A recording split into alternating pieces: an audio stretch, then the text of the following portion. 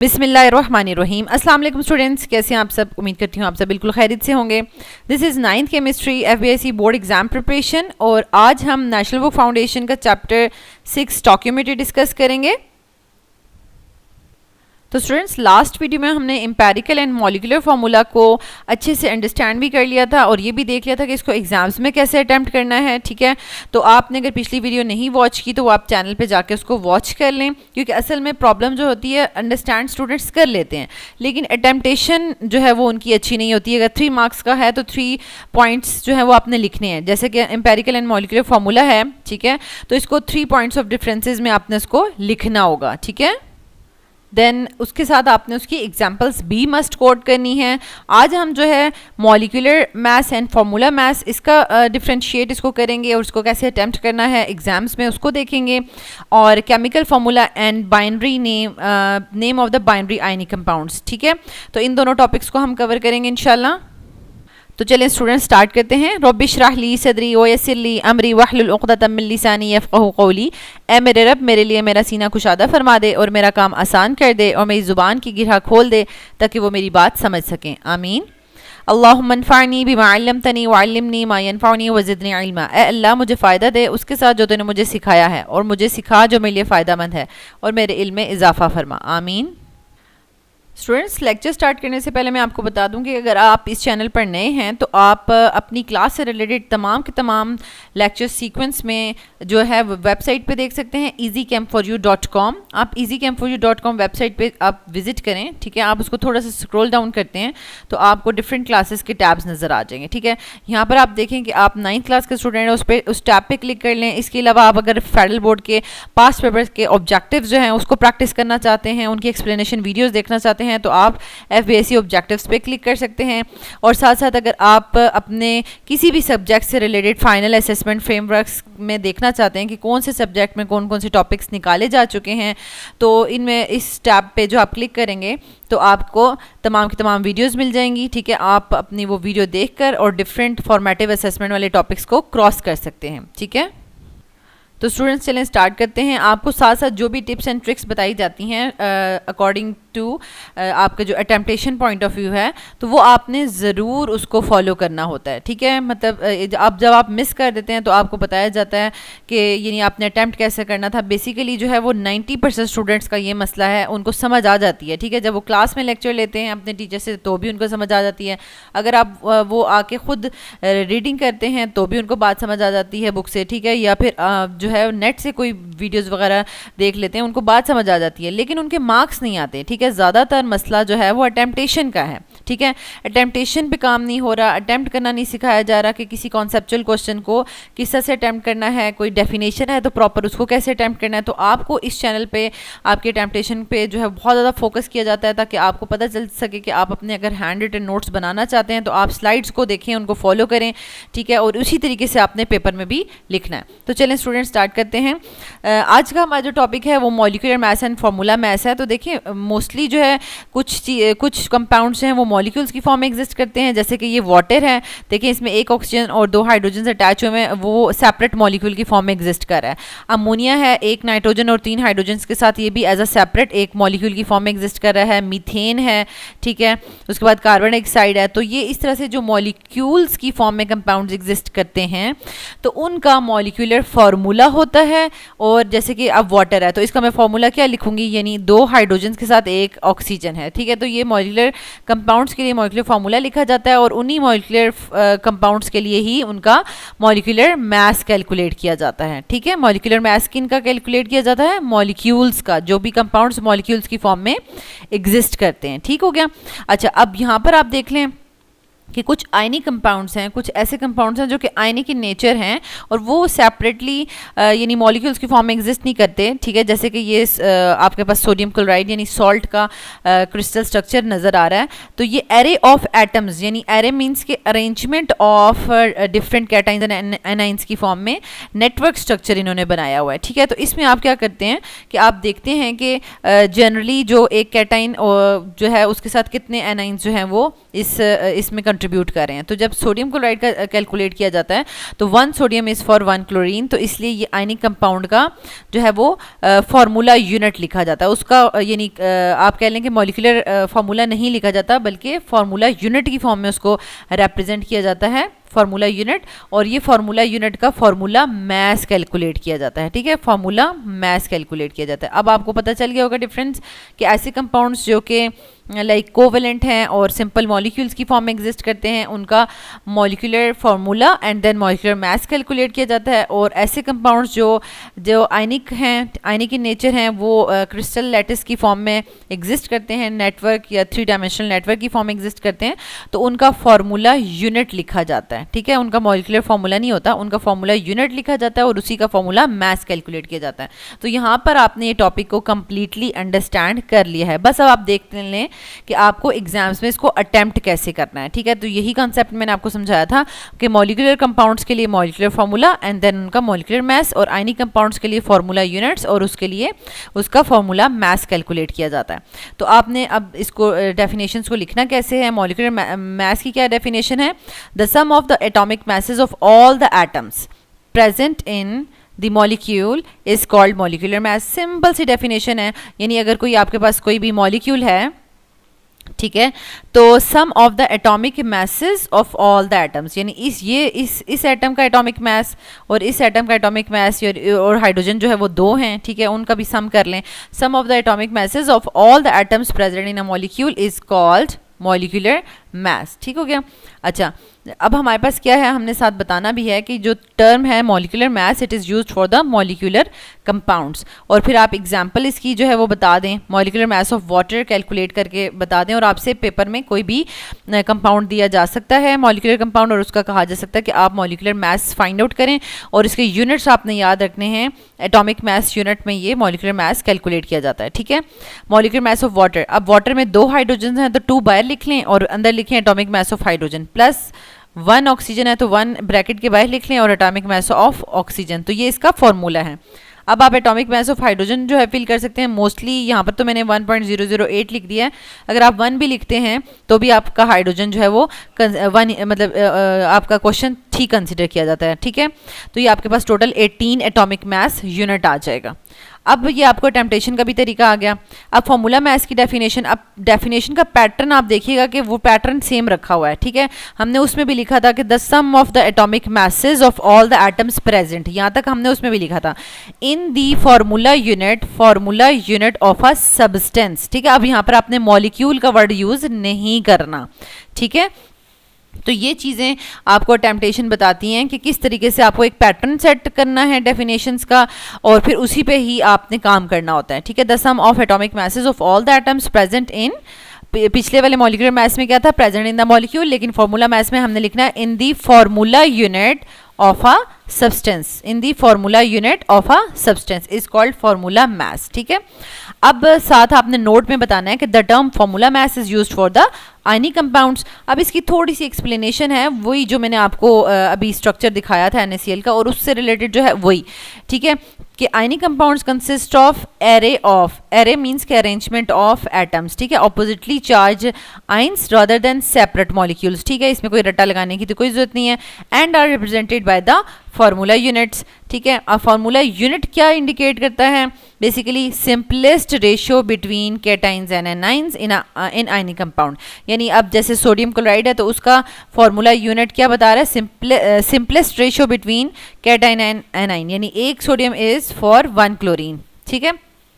तो जैसे कि common salt consist of sodium ions and chloride ions and it has 1 sodium for every chloride ions, so the formula unit of salt is, common salt is sodium chloride, ठीक है। यहाँ तक आपने दोनों को रिटर्न कैसे करना है वो अंडरस्टैंड कर लिया है, ठीक है। अगर आप ये वाली एक्सप्लेनेशन नहीं भी लिखते तो कोई मसला नहीं है, ये जो अरेंजमेंट जो हमने सोडियम क्लोराइड का डिस्कस किया है, लेकिन इससे पहले आपने ये वाले पॉइंट ज़रूर बताने हैं, डेफिनेशन और साथ उसका कि ये किसके लिए यूज़ किया जाता है, ठीक है, आयनिक कंपाउंड्स के लिए यूज़ किया जाता है। और उसके बाद एग्जाम्पल आपने ज़रूर कोट करनी है, ठीक है। जैसे कि अभी हम यहाँ पर एग्जाम्पल लिख रहे हैं, formula mass of sodium chloride यानी टेबल सॉल्ट, उसका कैलकुलेट करें, ठीक है। तो उसके लिए हमने, तो यहाँ पर आपने क्या किया कि फार्मूला मैस का आपने क्या लिखना है, formula mass of sodium chloride, एक सोडियम है तो ब्रैकेट के बाहर एक लिख दें, और एटॉमिक मास ऑफ सोडियम उसके अंदर लिखेंगे ब्रैकेट के अंदर प्लस 1 क्लोराइड आइन है तो 1 ब्रैकेट के बाहर 1 लिखेंगे, और एटॉमिक मास ऑफ क्लोरीन। ठीक है,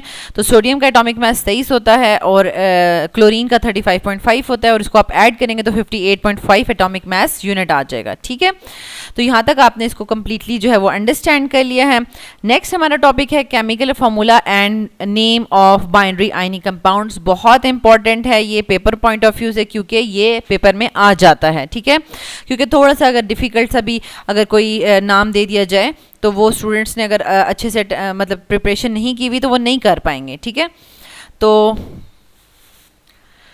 यहाँ पर सबसे पहले आप ये तो अंडरस्टैंड कर लें कि बाइनरी आयनिक कंपाउंड का क्या मतलब है। ठीक है, ये बहुत सारे स्टूडेंट्स को इस चीज़ की कन्फ्यूजन होती है। A binary ionic compound is composed of a mono atomic metal cation and a mono atomic non metal A9. अब यहाँ पर मोनो एटॉमिक का जो वर्ड है तो इससे बहुत सारे स्टूडेंट्स को कन्फ्यूजन होती है। इनको ऐसा लगता है कि जो है हमारे पास कैटाइन वो भी मोनो एटॉमिक होना चाहिए और क्लोरीन भी मोनो एटॉमिक होना चाहिए, जैसे कि सोडियम क्लोराइड या मैग्नीशियम ऑक्साइड। तो ये तो बाइनरी आयनिक कंपाउंड हो गए। लेकिन अगर मैं लिखती हूँ कि मैग्नीशियम क्लोराइड, ठीक है, तो इसका ये फार्मूला बनता है, तो उनको ऐसा लगता है कि ये जो है वो बाइनरी आयनिक कंपाउंड में नहीं आएगा। ठीक है, तो ये पहले अंडरस्टैंड कर लें कि बाइनरी का मतलब क्या है और मोनो एटॉमिक क्यों हम कह रहे हैं। ठीक है, तो बाइनरी का मतलब है कि ये 2 एलिमेंट से मिलकर बना होना चाहिए, ऐसा आयनिक कंपाउंड जो कि 2 एलिमेंट से मिलकर बना हो। तो ये तो 2 एलिमेंट से मिलकर बना हुआ है, एक सोडियम और एक क्लोरीन, एक मैग्नीशियम और एक ऑक्सीजन, और इसमें भी 2 ही एलिमेंट्स हैं, एक मैग्नीशियम है और एक क्लोरीन है। तो बाइनरी का मतलब तो आपको समझ आ गया कि बाइनरी का मतलब है कि 2 एलिमेंट्स। ठीक है, अच्छा, यहाँ पर फिर आपके माइंड में आ रहा होगा फिर ऐसे भी आयनिक कंपाउंड्स होंगे कि ये जो 2 एलिमेंट से ज़्यादा एलिमेंट से मिलकर बनेंगे कि यस। ठीक है, जैसे कि अगर मैं यहाँ पे लिखूँ कि कैल्शियम कार्बोनेट, ठीक है, या फिर मैं यहाँ पे लिखूँ अमोनियम क्लोराइड। ठीक है, अमोनियम क्लोराइड।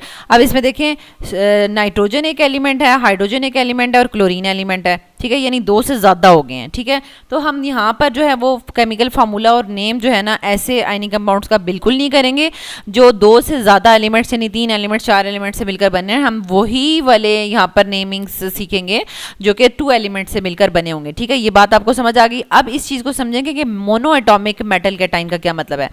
यानी कि अगर हम देखें कि अगर एक जो है वो मैग्नीशियम और क्लोरीन को अगर हम देखते हैं, ठीक है, मैग्नीशियम क्लोराइड को हम देखते हैं, तो ये मैग्नीशियम क्लोराइड जो है वो बेसिकली किससे मिलकर बना है, मैग्नीशियम आयन से मिलकर बना हुआ है। ठीक है, और ये बेसिकली क्लोराइड आयन से मिलकर बना हुआ है। ठीक है, यानी ये भी मोनो एटॉमिक है, यानी एक मैग्नीशियम के एटम से पहले मैग्नीशियम का आयन बना होगा और फिर उसने आगे मैग्नीशियम क्लोराइड में पार्टिसिपेट किया होगा। इसी तरह क्लोरीन का एक एटम होगा मोनो एटॉमिक, ठीक है, तो वो फिर उससे क्लोराइड आयन बना है। ठीक है, तो यानी मोनो एटॉमिक मेटल कैटाइन और मोनो एटॉमिक मेटल एनाइन, यानी ये देखें ये basically mono atomic metal cation है और ये basically mono atomic metal A9 है। और फिर ये फर्दर जब मिलकर एक यानी फॉर्मूला बनाते हैं, ठीक है, तो उसका जो फॉर्मूला है तो उसमें सब्सक्रिप्ट्स में आप डिफरेंट नंबर्स ले सकते हैं, क्योंकि उनके चार्जेस को बैलेंस करने के लिए आप डिफरेंट नंबर्स को आपस में कंबाइन कर सकते हैं। ठीक है, जैसे कि अगर मैं आपसे कहूँ कि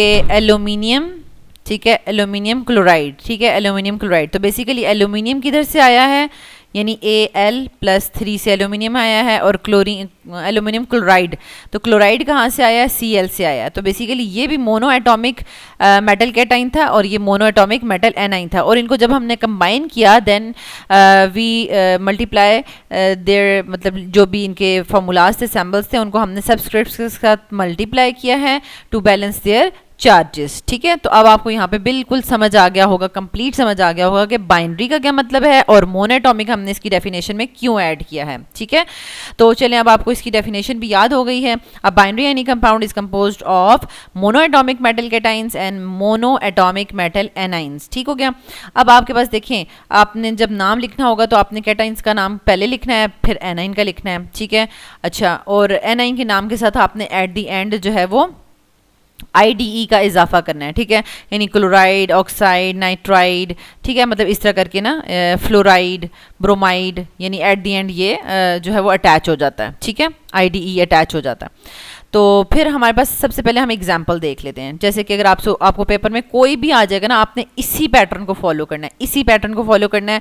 अब जो भी आपसे पूछ लेना पेपर में तो आप इजीली कर लेंगे। Right down the formula of sodium chloride, तो आपने पहले लिखना है, एक स्टेप में लिखना है write down the symbols of ions and their charges. अब जो आयंस है ना, तो मैंने ब्रैकेट में लिख दिया कि भाई हम यही कह रहे हैं कि कैटायन और एनाइन दोनों के ही सिंबल और चार्जेस लिख लें आप, ठीक है। Write down the symbols of ions and their charges. जैसे कि सोडियम का सिंबल क्या है, Na है, और क्लोराइड का सिंबल क्या है, Cl है। पहले सिंबल लिख लिया, अब उनके चार्जेस लिख लें। सोडियम का चार्ज हमें पता है +1 होता है और क्लोरीन का -1 होता है। तो फर्स्ट स्टेप यही है आपका, write the symbols of ions and their charges, ठीक है। सेकंड आपने क्या करना है, determine the ratio of charges, ठीक है, needed to balance each other. Ratio of charges यानी उनके चार्जेस की कौन सी ऐसी रेशियो होगी जिससे वो आपस में बैलेंस हो जाएंगे, ठीक है, वो चार्जेस उनके आपस में बैलेंस हो जाएंगे, ठीक है। तो रेशियो ऑफ चार्जेस आपने फाइंड आउट करनी है, वो रेशियो ऑफ चार्जेस आपने फाइंड आउट करनी है, needed to balance each other, ठीक है।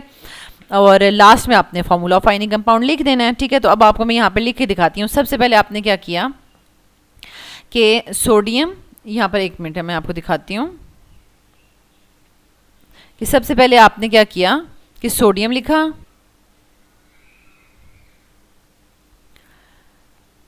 यहाँ पर सबसे पहले आप सोडियम और क्लोराइड के जो है वो सिंबल्स लिखेंगे, ठीक है। ये आपने सोडियम लिख दिया और ये आपने क्लोराइड लिख दिया, ठीक है। फिर उसके चार्जेस आप लिख देंगे, ठीक है, ये आपने चार्जेस लिख दिए।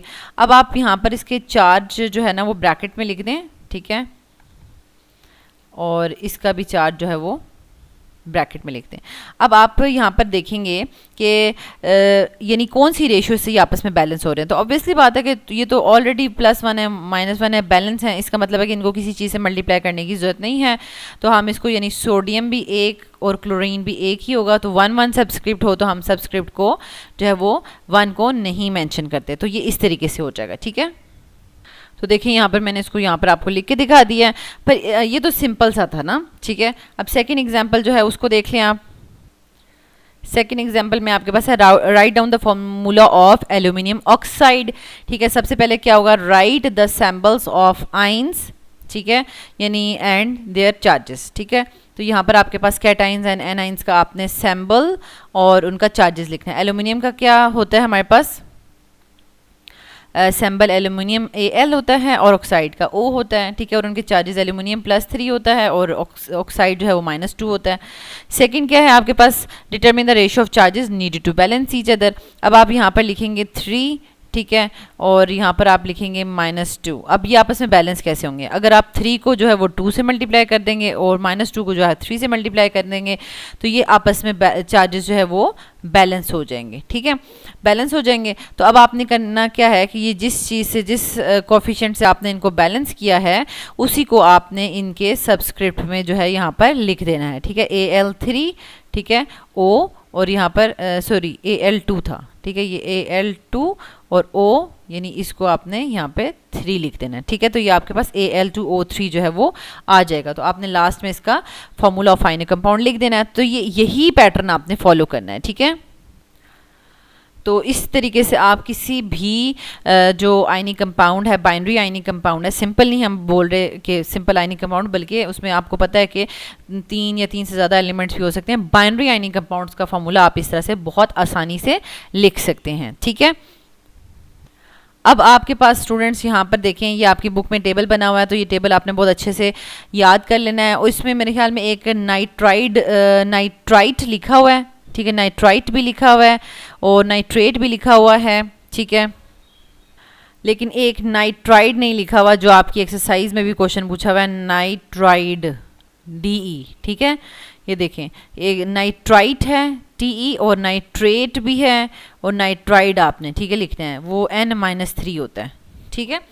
तो फ्लोराइड का सिंपल है, क्लोराइड का, फिर नाइट्राइट का NO2- है और नाइट्रेट का NO3- है। ब्रोमाइड भी सिंपल है, फॉस्फेट का कर लें, सल्फेट का कर लें, ठीक है। इसी तरह कुछ और भी मैं आपको यहाँ पे बता देती हूँ। कार्बोनेट जो है CO3-2 होता है, बाइकार्बोनेट ऐसे हो जाता है, ठीक है, CO3-1 हो जाता है। तो मतलब कोई भी आपके पास आयनिक कंपाउंड है, ठीक है, उसका फॉर्मूला दिया जाएगा तो आप उसको इस तरह से कर लेंगे, ठीक है।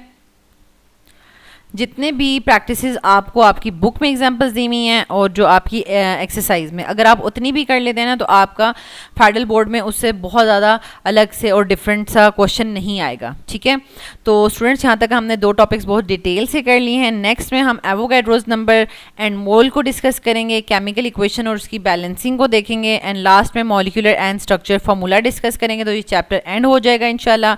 अगर आप इस लेक्चर को अच्छे से वॉच करेंगे, ठीक है, तो सिंपल वॉच करने के बाद ही आपकी जो है कॉन्सेप्ट्स भी क्लियर हो जाएंगे और आप अटेम्प्टेशन भी अच्छे से कर सकेंगे। Thank you so much students for watching this video. Next video के लिए जो है वो आप इस चैनल को सब्सक्राइब कर लें ताकि आप जब भी नई वीडियो अपलोड हो तो आपको जो है वो नोटिफिकेशन मिल जाता है। बाकी स्टूडेंट्स के साथ भी इसको शेयर करें ताकि तमाम स्टूडेंट्स अपनी केमिस्ट्री की तैयारी जो है वो बहुत अच्छी से कर सकें। Thank you.